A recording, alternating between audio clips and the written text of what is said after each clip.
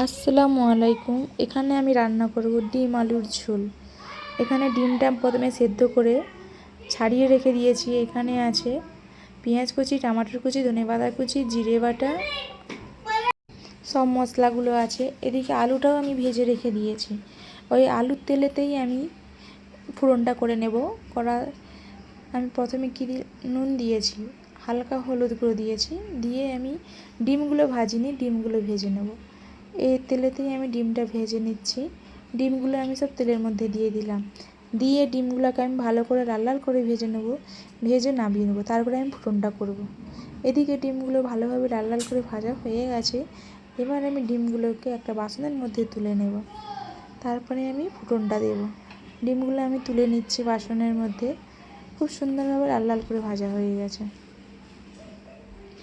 এবার আমি ডিমগুলোকে চামচ দিয়ে তুলে নিলাম একটা বাসনেতে। দেখতে দেখতে ডিমগুলো ভাজা হয়ে গেল। এবার আমি ওই ফুটনের তেলেতেই ফুটনটা করে নিচ্ছি। তেজপাতা, শুকনো লঙ্কা দিয়ে দিলাম। দিয়ে ভালো করে আমি নাড়াচাড়া করে নিই। এতেই আমি পেঁয়াজ কুচি দিয়ে দিয়েছি। পেঁয়াজ কুচি দিয়ে ভালো করে আমি নাড়াচাড়া করে হালকা হালকা পেঁয়াজগুলো ব্রাউন কালার করে নিচ্ছি। এদিকে পেঁয়াজগুলো ব্রাউন কালার হয়ে গেছে। এবার আমি আদা রসুন বাটাটাও দিয়ে দিলাম। এবার আদা রসুন বাটা দিয়ে ভালো করে আমি মশলাটাকে কষিয়ে নিচ্ছি। এদিকে আদা রসুন বাটা আর পেঁয়াজ দুটোই ভাজা ভাজা হয়ে আসলে আমি টমেটোর কুচি আর বাকি গুঁড়ো মশলাগুলো দেবো। এদিকে আদা রসুন আর পেঁয়াজ কুচি দুটোই ব্রাউন কালার হয়ে গেছে। এবারে আমি টমেটোর কুচিগুলোও দিয়ে দিলাম। দিয়ে ভালো করে এবার নাড়াচাড়া করে নেব। এর মধ্যে আমি নুন দিয়ে দিলাম, হলুদ গুঁড়ো আর লঙ্কা গুঁড়ো দিয়ে দিলাম। দিয়ে এবার ভালো করে আমি এটাকে কষিয়ে নেব।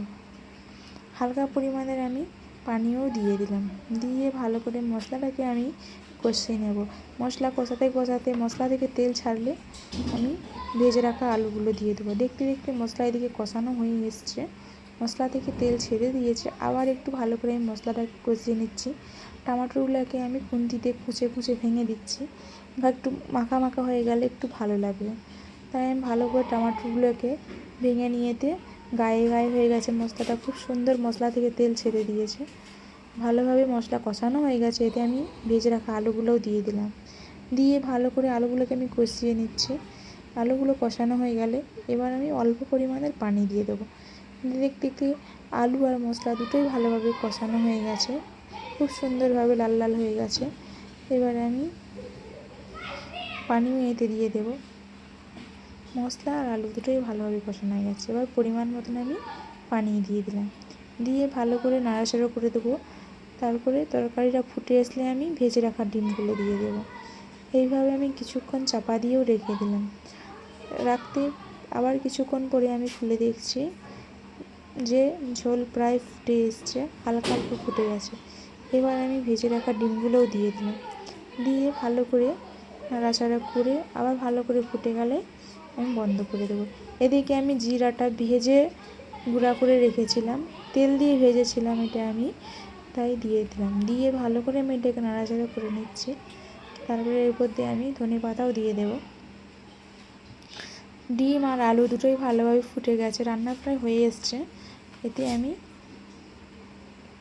ধনেপাতাগুলো দিয়ে দেবো। খুব সুন্দর একটা কালার এসছে। এবার আমি কেটে ধুয়ে রাখা ধনেপাতা কুচিগুলোও দিয়ে দিলাম। এদিকে তরকারি হয়ে গেছে, পুরোপুরি কমপ্লিট। কেমন হয়েছে জানাবেন। সবাই ভালো থাকবেন।